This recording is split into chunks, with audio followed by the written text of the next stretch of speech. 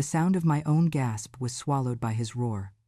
When my son-in-law, Mark, shoved me, it was with the impersonal disgust of a man clearing an obstacle from his path.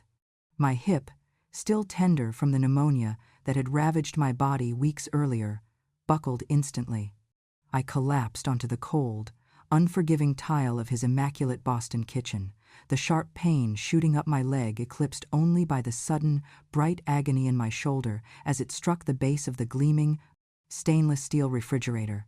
He yelled that I was a useless old woman, that I couldn't even be trusted to stir a simple risotto correctly, that the texture was ruined.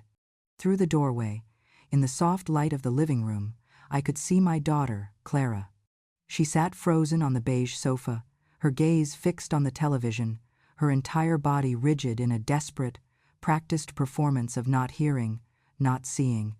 What neither of them knew, what Mark in his petty rage and Clara in her terrified paralysis could not possibly imagine, was that the thin, cream-colored envelope resting in my apron pocket, a letter from a bank I had never heard of, had already changed the molecules in the room.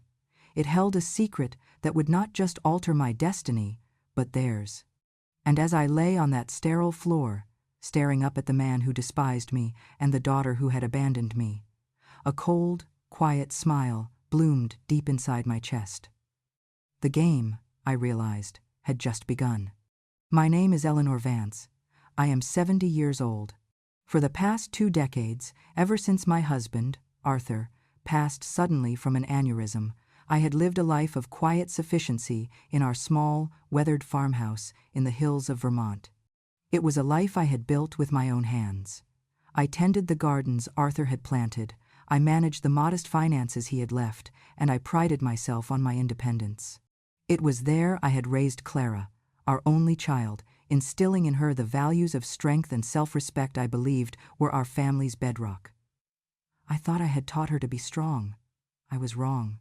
Everything changed 3 months ago with the pneumonia. It came on fast and brutal, leaving me hospitalized for 2 weeks and, upon my release, terrifyingly weak. The doctor was firm, stating I could not be alone for at least 2 months. That was when Clara insisted I come stay with her and Mark in Boston. Her voice on the phone was a frantic buzz of concern, a daughter's love pulling me toward the city. "It will just be temporary, Mom, just until you get your strength back," she had pleaded. "And you know how much Mark loves your cooking. You can help out a bit. We miss you." I had hesitated. A deep, instinctual tremor warned me against it. My relationship with Mark, a fast-talking real estate broker with eyes that never seemed to settle, had always been polite but distant. He was a man who valued shiny surfaces, and I was all worn wood and faded flannel. But the thought of being an invalid, alone in the Vermont winter, was a more immediate fear, and this was my daughter, my Clara, asking for me. I packed 2 suitcases and left the home I had not slept a night away from in 20 years. Their apartment was on the 12th floor of a glass tower overlooking the harbor, a sterile expanse of white walls, gray furniture, and cold marble countertops. It felt less like a home and more like a showroom, a place where no object was ever out of place, including, as I would soon learn, me. The guest room was small, but I was grateful. The first week was peaceful. I was still weak, sleeping most of the day, my movements limited to the bed and the ensuite bathroom. Mark was conspicuously charming, bringing me trays of tea I hadn't asked for, calling me Eleanor, with a practiced warmth that sat ill on him.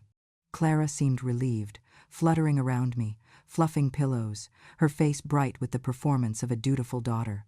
But as my strength returned, the dynamic shifted. It began subtly. Mark would note, with a tight smile, that the dishwasher hadn't been emptied. He would ask if I could perhaps wipe down the counters since I was already in the kitchen. Soon, these polite requests vanished, replaced by a silent, crushing weight of expectation. My physical therapy exercises, meant to rebuild the strength in my lungs and legs, became an inconvenience, slotted between his laundry, the vacuuming, and the preparation of their elaborate nightly meals. I had not come to Boston as a mother recovering from illness. I had come as unpaid staff. I tried to speak to Clara one evening, finding her alone in the living room as she scrolled through her phone. "This isn't what we agreed upon," I said softly, my hands aching from scrubbing the grout in their glass shower. "I feel like I've become Mark's housekeeper." Clara did not look up. Her thumb froze on the screen. That familiar, painful shadow crossed her face, the same look she'd had as a teenager when she knew she was in the wrong, but refused to admit it. "Mom, you know how Mark is," she murmured. "He's just very particular. He's under a lot of stress at work. Please, don't make things difficult. It's just for a few more weeks." A few more weeks became 2 months. My recovery was complete, but any mention of my returning to Vermont was met with Clara's panicked evasions or Mark's cold logic. "Why rush back? The winter is brutal there. You're helpful here." His version of helpful was servitude. Nothing I did was ever right. The coffee was too weak. The floors weren't clean enough. The shirts I ironed had creases that were, in his words, an embarrassment. And Clara, my bright, strong-willed daughter, simply evaporated.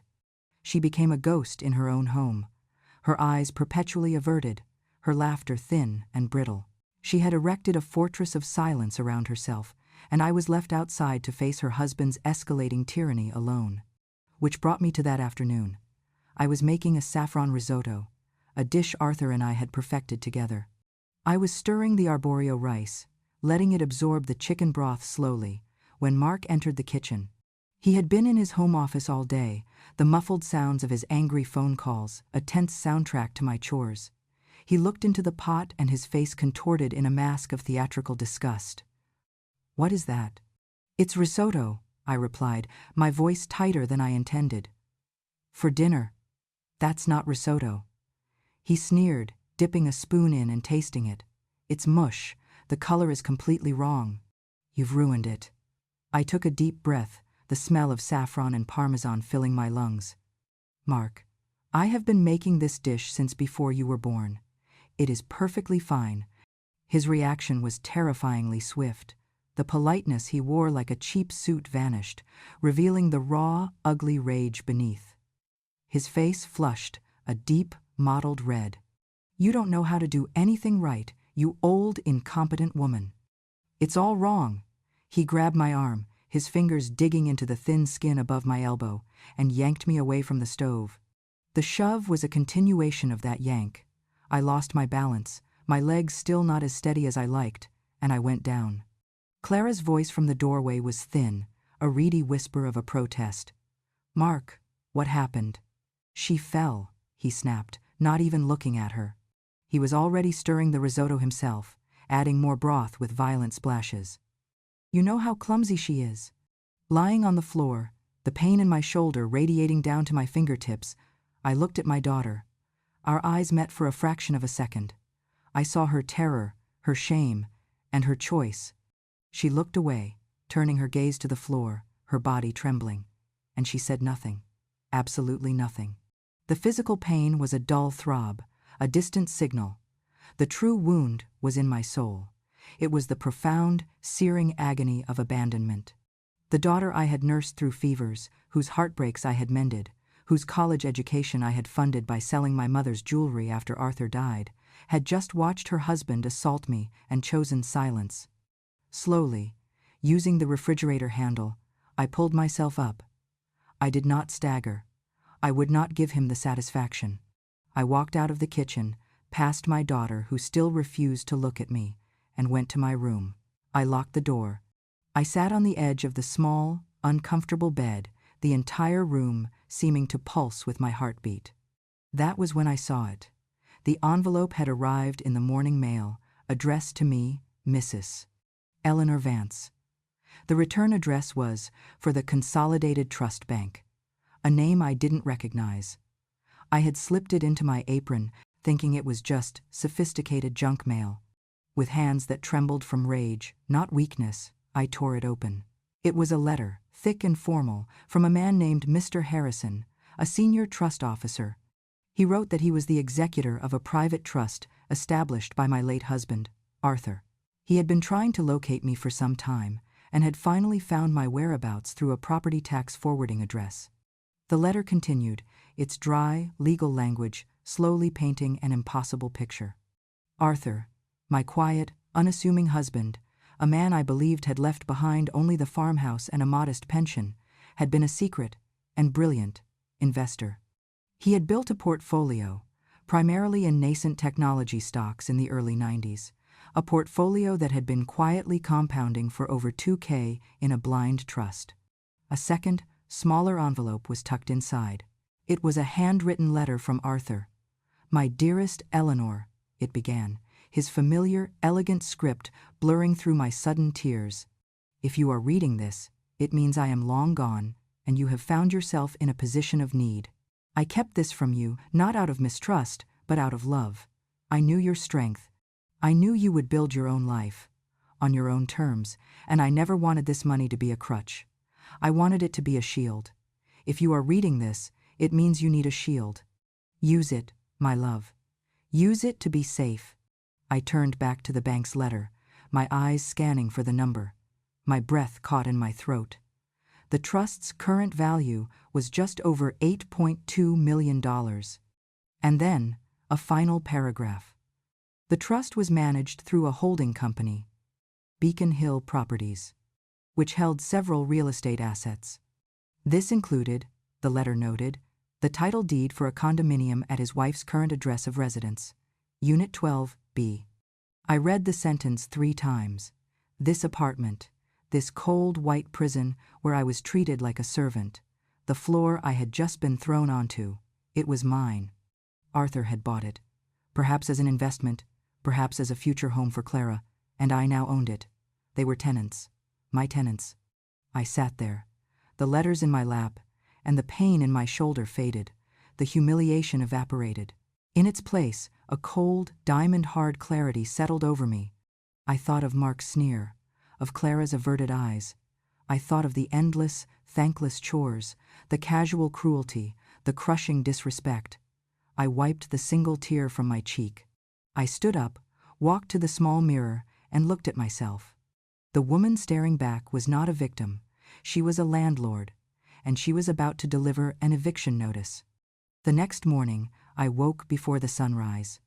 My shoulder was a constellation of purple and blue, a painful but useful reminder.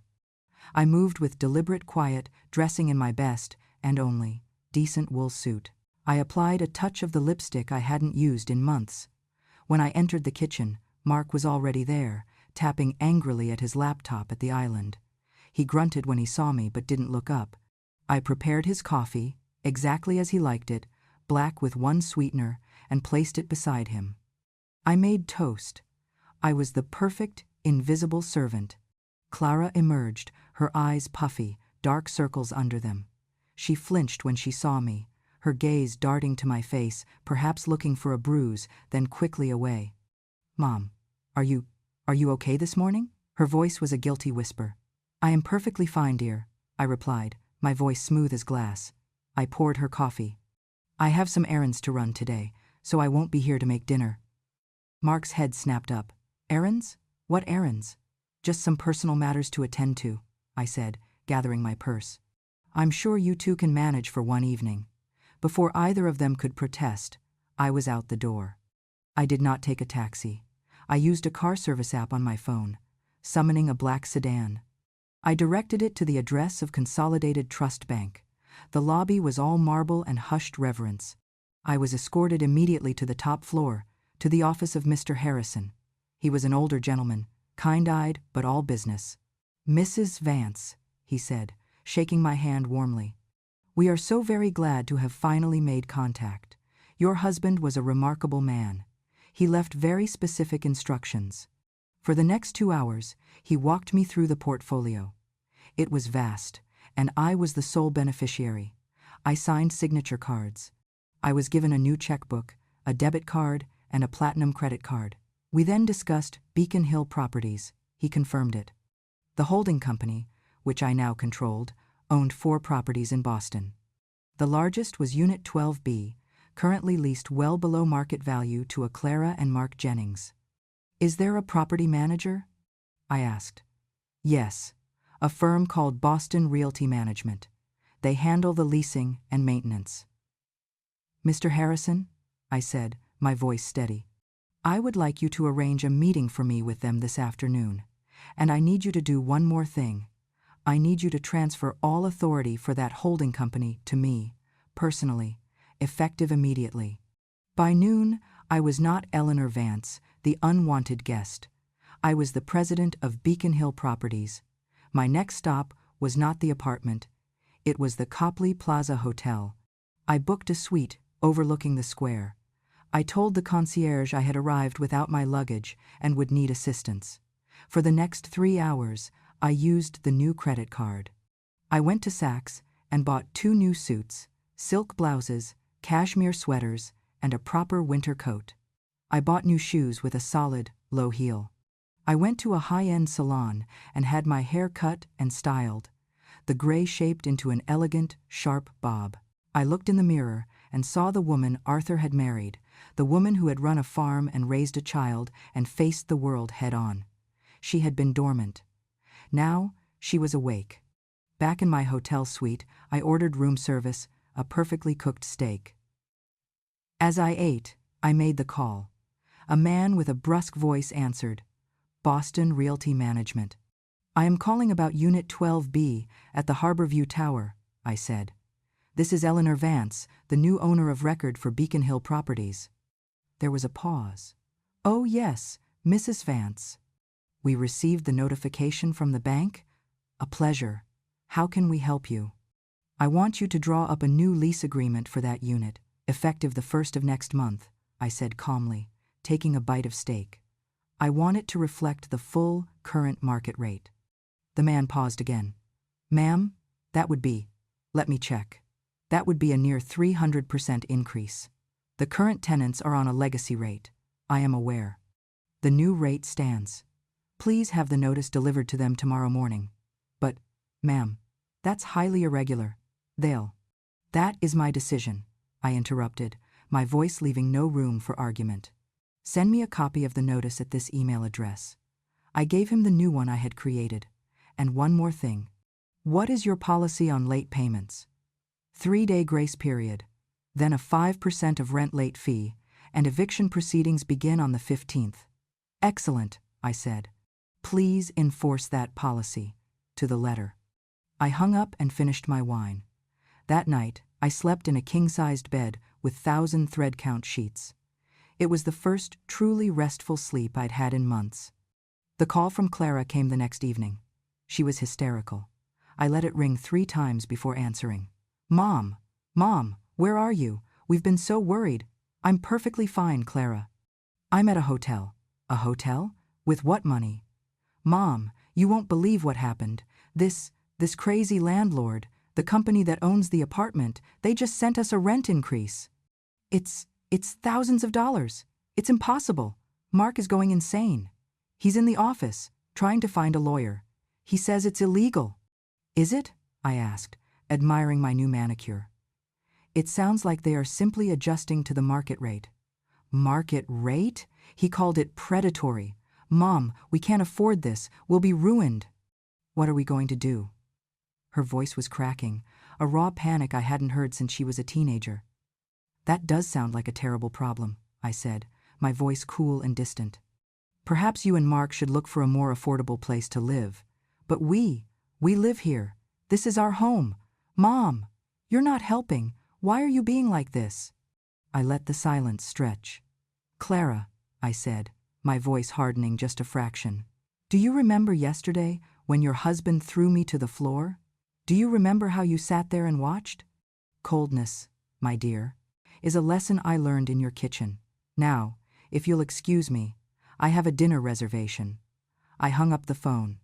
The next 2 weeks were a precise, calculated education. I did not return to the apartment. I moved from the hotel into a fully furnished, high-end rental in Beacon Hill, a beautiful brownstone apartment. I hired a lawyer, a sharp woman who specialized in tenant disputes and corporate law. On the 1st of the month, as expected, no rent was paid for Unit 12B. On the 2nd, Boston Realty Management, at my direction, delivered a formal notice to pay or quit. Clara called me, sobbing. Mark had been furious. He had thrown his laptop against the wall. He was drinking. He kept demanding to know where I was, what I was doing, where I had gotten money. He's obsessed, Mom, she whispered, clearly hiding in a closet. He thinks you're doing this. He thinks you somehow found a way to do this to us. What a ridiculous notion, I replied. I'm just an old woman. How could I possibly have anything to do with your landlord? He's demanding I get the money from you. He says you must have some of Dad's old savings. My heart seized. Is he hurting you, Clara? There was a long pause, filled with a choked-back sob. He grabbed my arm. He shook me. But he didn't hit me. Not really. Mom, please, just tell me where you are. I can't pay this. He says it's all my fault. This was the moment.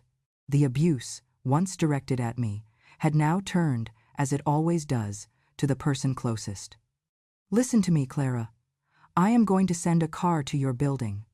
It will be at the front entrance in 10 minutes. Pack a small bag with your essentials. Your wallet, your passport, any medication. Leave your phone, leave everything else. Just walk out the front door and get in the car. But Mark, he will be home any minute. Then you had better be fast. I hung up. I waited in the lobby of my new building.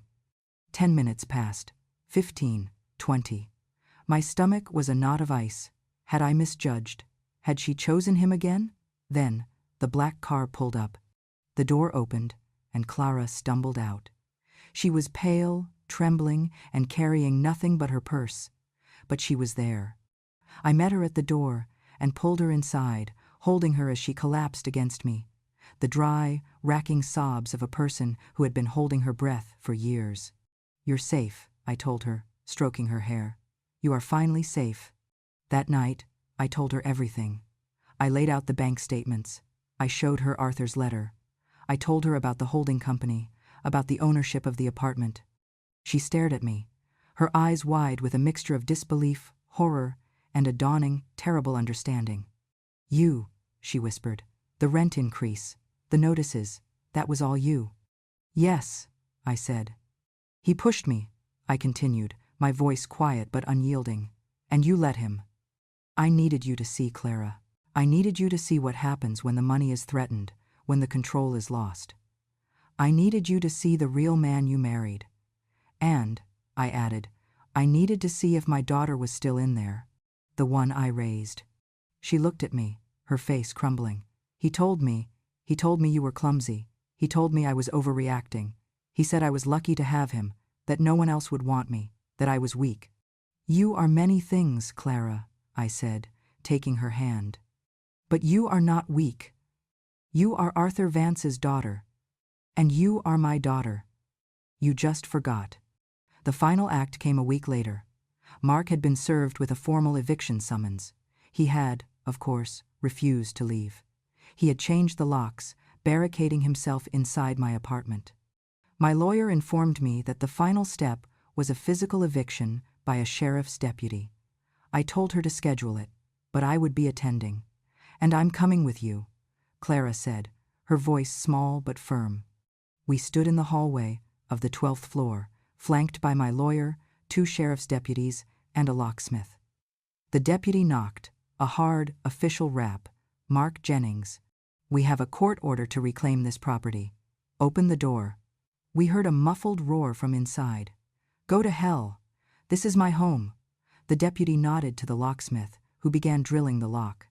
The door swung open to reveal a scene of utter chaos. The apartment was a wreck. Trash was everywhere. Empty liquor bottles littered the floor. And in the middle of it all stood Mark, unshaven, wearing a dirty bathrobe, his face a mask of defiant rage. Get out, he screamed. You can't do this, Mr. Jennings, the deputy said calmly. The apartment is no longer yours. You need to vacate the premises. He saw me then, standing behind the officers. You, he hissed, his eyes narrowing to slits. This is you. You did this, you old witch. You poisoned my wife.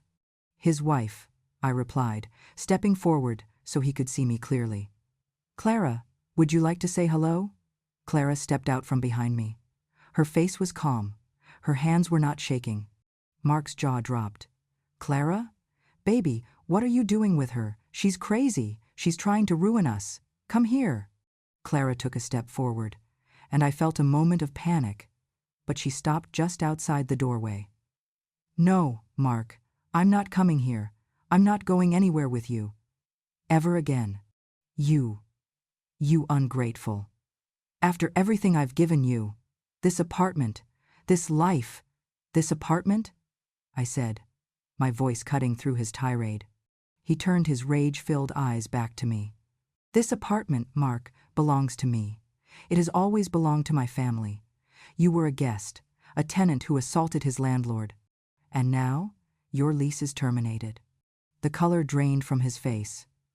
The deputy stepped forward. "Sir, you can pack one bag. The rest of your belongings will be itemized and stored." He looked from me to Clara and back, the entire foundation of his world crumbling. He had no power. The money was gone. The wife was gone. The apartment was gone. He was nothing. He lunged, not at me, but at Clara. "You will regret this," he roared. Before he could take 2 steps, the deputies had him, pinning his arms behind his back with practiced efficiency. As they led him away, handcuffed, he was still screaming, a pathetic, desperate sound that echoed down the polished hallway. We stood in the doorway of the ruined apartment. The stench of stale alcohol and defeat hung in the air. Clara looked at the mess, the physical manifestation of the life she had just escaped. What do we do now?" she whispered.